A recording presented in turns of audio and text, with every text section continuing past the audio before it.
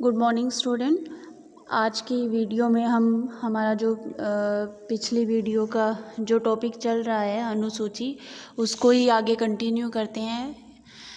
अब हम अनुसूची के प्रयोग की विधि को जानते हैं कि किस तरह से इसका प्रयोग किया जा सकता है, क्योंकि जिस तरह इस अनुसूची को बनाने का कार्य एक टेक्निकल काम होता है, उसी तरह से और उसको बनाने के लिए प्रशिक्षण और सावधानी की आवश्यकता होती है, उसी तरह उसके प्रयोग कैसे किया जाए वो भी एक कठिन प्रक्रिया और लंबी प्रक्रिया होती है।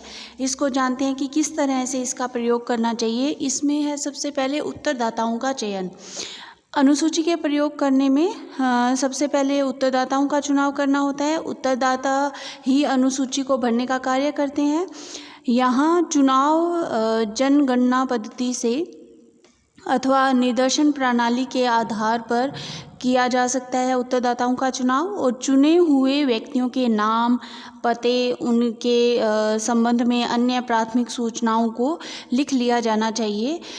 इस बात का भी ध्यान रखना चाहिए कि कोई सूचनादाता समय विशेष पर उपलब्ध हो पाता है या नहीं, और इसके लिए उत्तरदाताओं से संपर्क करके सभी आवश्यक बातों की जानकारी ले लेनी चाहिए। सेकंड है कि कार्यकर्ताओं का चयन। अध्ययन का क्षेत्र यदि छोटा होता है तो स्वयं अनुसंधानकर्ता ही चुने हुए व्यक्तियों का साक्षात्कार कर सूचना प्राप्त कर लेता है, लेकिन यदि कार्य का क्षेत्र जहां अनुसंधान किया जा रहा है वो विस्तृत होता है तो अधिक कार्यकर्ताओं की आवश्यकता पड़ती है, और इन कार्यकर्ताओं के चुनाव में अत्यधिक सावधानी की आवश्यकता होती है कि कार्यकर्ता ईमानदार होना चाहिए, मेहनती होना चाहिए, सुशिक्षित होना चाहिए, योग्य होना चाहिए, उसको अनुभव होने चाहिए।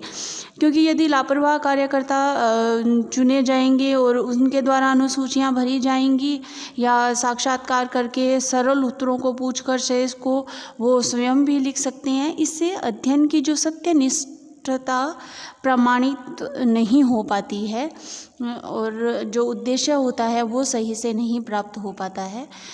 तो कार्यकर्ताओं का चुनाव सावधानी से किया जाना चाहिए। नेक्स्ट है कार्यकर्ताओं का प्रशिक्षण। कार्यकर्ताओं का चुनाव किया, अब उनको प्रशिक्षण देने की आवश्यकता होती है। कार्यकर्ताओं को प्रशिक्षित करने के लिए या तो कुछ गोष्ठियाँ आयोजित की जा सकती है, वर्कशॉप टाइप हो सकता है, अथवा अल्पकालिक जो ट्रेनिंग कैंप होते हैं वो लगाए जा सकते हैं। इस प्रशिक्षण की प्रक्रिया को कई चरणों में आयोजित किया जा सकता है। सबसे पहले कार्यकर्ताओं को अध्ययन विषय की प्रकृति, क्षेत्र, उद्देश्य से परिचित करवाया जाना चाहिए। फिर आवश्यक संख्या में अनुसूचियां उन्हें दे देनी चाहिए। फिर प्रशिक्षण देने वाला स्वयं अनुसूची को प्रारंभ से लेकर अंत तक प्रश्नों को कार्यकर्ताओं को समझाता है और उसका स्पष्टीकरण कराया जाता है। इसके बाद कैसे अनुसूची को भरना है इसकी विस्तृत जानकारी कार्यकर्ता को दी जाती है। जैसे यदि कोई कोड संख्या आदि की व्यवस्था है तो उसे भी स्पष्ट किया जाता है। उसके बाद साक्षात्कार के दौरान आने वाली संभावित कठिनाइयों को बताकर उनको दूर करने के उपायों को स्पष्ट किया जाता है। फिर इसके अनंतर साक्षात्कार से किस प्रकार की सूचनाओं की प्राप्ति की संभावनाएं हैं इनका भी पूर्ण ज्ञान दे दिया जाता है, और लास्ट में उन्हें अध्ययन क्षेत्र में कार्य करने के लिए व्यवहारिक प्रशिक्षण दिया जाता है। मेहनती कार्यकर्ताओं को इसमें रखा जाता है। इस तरह से स्टेप बाय स्टेप उनको प्रशिक्षण दिया जाता है कार्यकर्ताओं को जिनका चुनाव किया गया है। नेक्स्ट स्टेप आता है इसमें सामग्री संकलन। अब डेटा को कलेक्ट करना है तो कार्यकर्ताओं को प्रशिक्षित करने के बाद उनको अध्ययन क्षेत्र में भेज दिया जाता है डेटा कलेक्शन के लिए। ये कार्यकर्ता उत्तरदाता से साक्षात्कार करके अनुसूची को भरने का कार्य करते हैं, और इनको भी इस दौरान 3 स्टेप से निकलना पड़ता है या 3 प्रक्रियाओं से इनको गुजरना पड़ता है, जिसमें सबसे पहले है उत्तरदाताओं से संपर्क।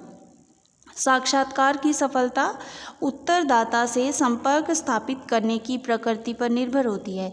यदि आरंभ से ही उत्तरदाता के मन में कोई प्रतिकूल भावना पनप जाती है तो अनुसंधानकर्ता को सूचना प्राप्त करना कठिन हो जाता है। इसलिए प्रथम संपर्क में सूचनादाताओं से कुशलता से व्यवहार करना चाहिए, जिससे उत्तरदाता उनके प्रश्नों के उत्तर प्रसन्नतापूर्वक दे सके। अनुसंधानकर्ता को उत्तरदाता के विषय में पूरी जानकारी होनी चाहिए और साक्षात्कार और अनुसूची भरने समय इस प्रकार का हो कि उत्तरदाता को थकान महसूस ना हो। उत्तरदाता से सहयोग प्राप्त करने के लिए जो साक्षात्कार करता है उसके व्यवहार में कुशलता, नम्रता, प्रभावशाली व्यक्तित्व होना चाहिए, जिससे कि उत्तरदाता जो है वो उनसे प्रभावित रहें और उनसे जो क्वेश्चन या पूछे जाते हैं प्रश्न उनका वो सही से उत्तर दें। सेकंड, डेटा कलेक्शन में जो सब प्रक्रिया जो है वो है साक्षात्कार। अब संपर्क स्थापित कर लिया, अब साक्षात्कार का कार्य प्रारंभ हो जाता है और इसमें साक्षात्कारकर्ता को निरंतर प्रश्न नहीं पूछने चाहिए, हाँ, बल्कि बीच बीच में अन्य बातें करके भी रुचि जागृत की जा सकती है या उनके विचारों को बीच में सुना जा सकता है। बीच में मनोरंजक बातें भी की जा सकती हैं, जिससे कि बोरियत ना महसूस हो या उसको जो उत्तरदाता है उसको बोझ सा ना लगे। तो साक्षात्कार में इन चीज़ों का ध्यान रखना चाहिए। लास्ट जो प्रक्रिया है वो है सूचना प्राप्ति। साक्षात्कार के दौरान उत्तरदाता को सचेत रखा जाना चाहिए, जिससे सही तथ्यों का संकलन किया जा सके। जैसे कि इसको एक उदाहरण से समझ सकते हैं कि उत्तरदाता से प्रश्नों को पूछते समय यदि ऐसा आभास हो कि वह थक गया है या प्रश्नों के उत्तर नहीं देना चाह रहा है अथवा साक्षात्कार को टाल रहा है, तो ऐसी स्थिति में कार्य बंद कर देना चाहिए और कोई ऐसा समय फिर तय कर लेना चाहिए जब उत्तरदाता प्रसन्न हो, चिंता रहित हो या थका हुआ ना हो। प्रश्नों के बीच बीच में व्याख्या करके स्पष्ट कर देना चाहिए, जिससे किसी प्रकार का संदेह की स्थिति ना बने। इन तरीकों को अपनाकर सूचना को सही से प्राप्त किया जा सकता है। फिर इसमें प्रयोग की विधि में डाटा कलेक्शन के बाद है अनुसूचियों की जांच करना।